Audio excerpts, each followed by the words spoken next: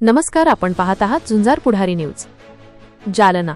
लातूर जिल्ह्यातील तालुका औसा येथील टाका गावची रहिवासी व नवोदय विद्यालयाची 6वीतील विद्यार्थिनी अनुष्का किरण पाटोळे हिच्या संशयास्पद मृत्यूच्या निषेधार्थ आणि तिला न्याय मिळवून देण्यासाठी मातंग युथ फेडरेशन व समस्त मातंग समाजाच्या वतीने जालन्यात जिल्हाधिकारी कार्यालयावर जन आक्रोश मोर्चा काढण्यात आला. बुधवार दिनांक 28 जानेवारी 2026 रोजी निघालेल्या या मोर्चाचे नंतर मूक मोर्चात रूपांतर करण्यात आले.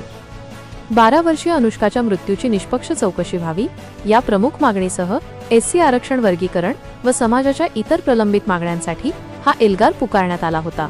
यावेळी मातंग युथ फेडरेशनचे पदाधिकारी आणि समाज बांधव मोठ्या संख्येने उपस्थित होते.